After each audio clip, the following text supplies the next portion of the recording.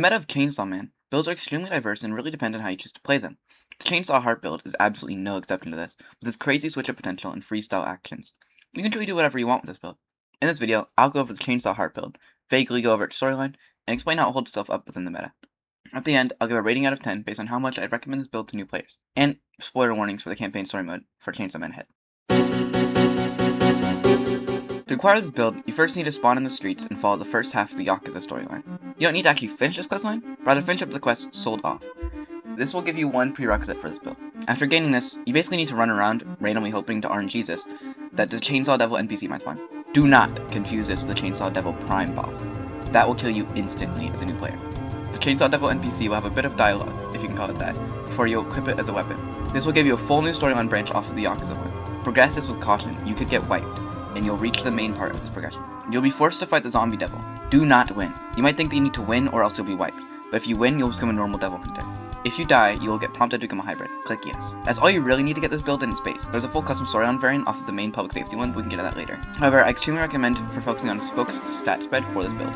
I said earlier it's a very freestyle in its playstyle, but you still need to focus on a few main stats. Health, speed, stamina, and utility are all covered by the boosts the mode, which we'll talk about in a second, gives to those stats. Defense is kind of useless in the build, since you'll be healing all the damage you take back anyways, if you're smart enough. Battle IQ and attack are what you really want to take. Battle IQ can majorly help you during intense fights, and the base build consists of chip damage rather than base damage granted by the attack stat. So if you put useless stats that'll end up capping out elsewhere, then you're hurting your own build. The mode itself is overpowered as hell. You'll be prompted a quick time event during battle to enter your Chainsaw Hybrid form. This will boost the stats I mentioned previously and give you near infinite regen, the more damage you deal. So it's sort of a ripoff of Lifesteal. Any attacks you deal will guaranteed cause heavy bleed and deal almost 5 ticks of damage for even a base punch.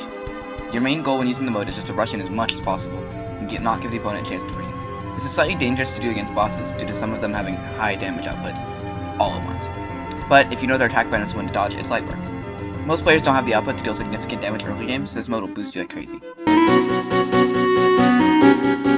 As mentioned previously, you have to start the game progressing both the Yamikaze storyline and the public safety storyline. Since these are already pretty common storylines at the start, however, and don't really pertain to the build specifically, I'm going to focus on the special branches of the public safety storyline you gain as being a Chainsaw Heart build.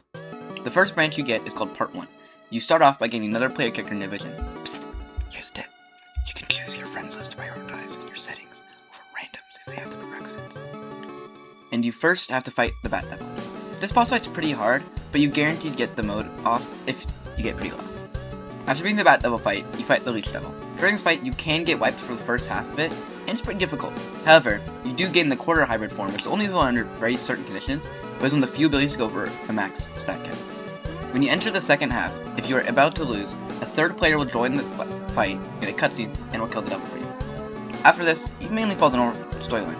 However, to continue this branch, every minute you have a 1 in 60 chance of spawning the Katana Speedster and Snake Contractor NPCs. Katana Speedster will instantly target you, the Chainsaw Heart user, and the Snake Contractor will try to hold off those around you. If you win this encounter, you gain the Chainsaw Legs ability and a buffed regen speed to limb damage. Pretty busted. The final main quest for these guaranteed quests is the Bomb Spy. You spend a lot of this questline simply doing escorts and retrieval quests, but you'll randomly be forced into a boss fight against both the Bomb Spy boss and the Hazard Baby Whirlwind. This fight is extremely difficult due to Bomb Spy's harsh damage and large AoE, but if you can manage to outlast her or even kill her, you keep the Shark Map ability. There's 2 branches after the end of the Part 1 storyline, but they require 2 pretty strange requirements. The first one requires your contract spammer, another prerequisite for the teammate slot, to be forced to take a contract with the Gun Devil boss and evolve to the Bullet Zombie build. You will be forced to fight your teammate, but if you've done all your side quests, you should have enough stats to win pretty easily. The second one requires your Bloody Arsenal teammate, another one of the prerequisites for a teammate slot, to be killed off by anyone with the Conquest build. This will cause them to gain their full devil form and become sort of a boss fight. I've never seen anyone be able to beat the Conquest build in this form, but I don't doubt it's possible. If you can find their body after, grab the Bloodstained Chain. It is so important for later. If you have both these branches completed, you gain access to the final quest of Part 1. To do this, you need to either find the same Conquest build who killed your Bloody Arsenal teammate, or find the player who got your contract spammer killed. Usually, in most cases I've seen, it's been the same player.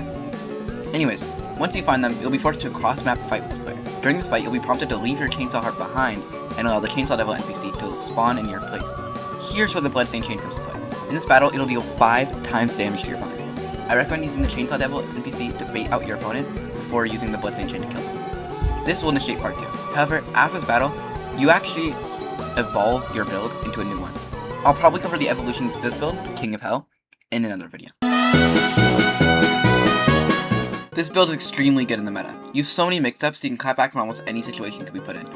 Most hybrid or fiend builds have insane regeneration, so it's pretty essential to most popular builds. But the Chainsaw Heart build has buffed regen if you complete the Katana Speedster quest, and holds up extremely long in battles.